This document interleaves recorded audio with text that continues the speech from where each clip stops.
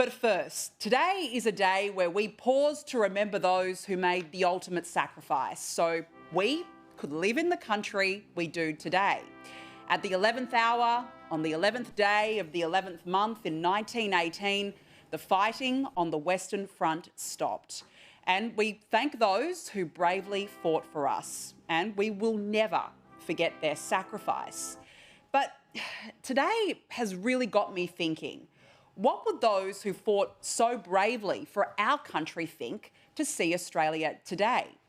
And how would they feel about being welcomed to country every 5 minutes, the exact same country they fought for? Or what would our soldiers think of the anarchy in the streets where terrorist sympathisers openly wave the flags of banned terror groups? What would they think of the division? Or to see the pro-Palestine protests every weekend and anti-Semitism running rampant, all under weak and cowardly leadership? Well, I suspect many would give this answer. We have one flag in Australia. That's the Australian flag, not the Lebanese flag or the Palestinian flag and even the Israeli flag, you know. This is Australia, and these people should behave like Australians should. That was Eddie Boas, a Holocaust survivor, speaking to my colleague Caroline Marcus, and he is absolutely spot on. We have come so far as a nation since World War I and World War II. We are certainly so much more developed, but at the same time, we are so different. In 2024, we have hit peak woke, peak division, and peak stupidity. I mean, when we think post-World War II Australia represented prosperity, rising living standards and employment, the post-war migrants, my grandparents included, who came from Italy, wanted to work. In fact, they worked their backsides off. If you wanted a job, you got it. And most importantly, Australians and migrants actually loved this country. The word woke didn't exist back then. So what the heck happened? Well, now, progressive ideology is entrenched in major Australian organisations run by woke CEOs.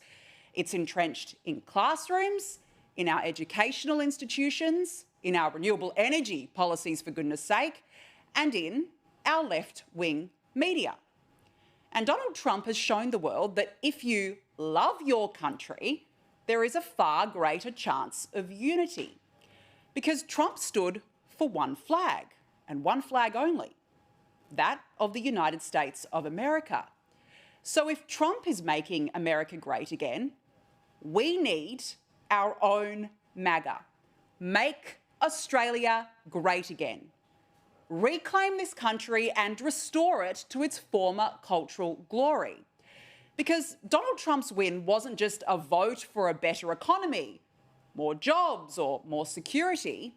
It was a vote against the progressive, the liberal media, the open borders, uncontrolled, quite frankly, out of control immigration, the obsession with DEI, diversity, equality and inclusion, puberty blockers and the rest of the gender palaver that comes with it. And this is why Anthony Albanese should be worried. Because the culture wars started by him, like, of course, the Voice referendum, matter.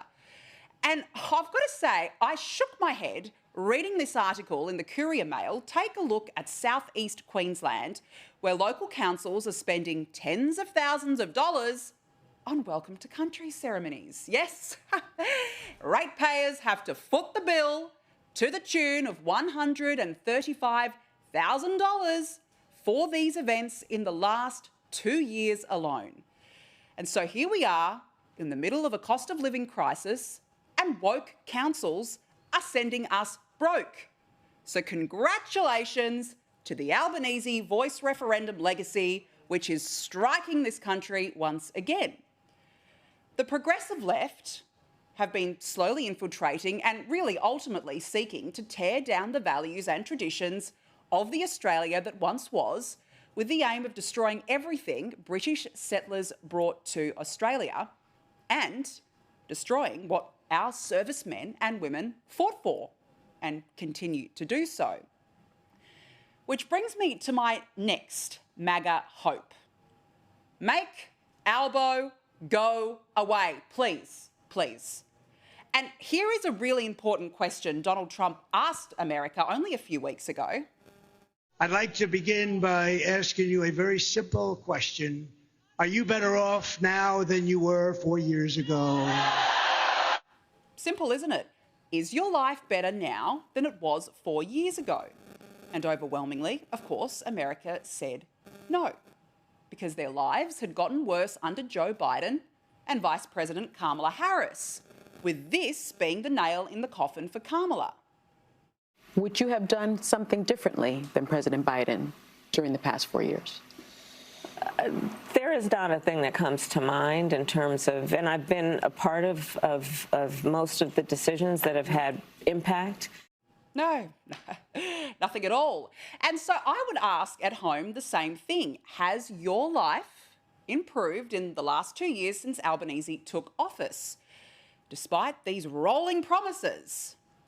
A plan to address cost of living. Take pressure off cost of living, pressure off the cost of living. The cost of living. Cost of living. Cost of living relief. Downward pressure on cost of living. And it's clear you at home beg to differ, because it's reflecting in this month's polls just like it has for the past month. Now, according to the latest news poll, primary support for the coalition has lifted to 40% for the first time since the 2022 election, and Peter Dutton's net approval now surpasses that of Anthony Albanese. The Prime Minister's personal ratings have also dipped, as you can see, to a new low. And the leadership contest has narrowed now to its closest margin yet. Now, this is good news for Peter Dutton. It means that he is indeed cutting through. He's electable. It absolutely puts the coalition in a more positive position heading into the next election. However, this still remains below what the coalition would need to win the next election. And based on those numbers, and we're going to go through it with our panel very closely shortly, being a hung parliament and a minority Labor government is likely. But the US election result shows that when the silent majority have had enough, they have had enough. And we need to make Australia great again. More courage, less woke.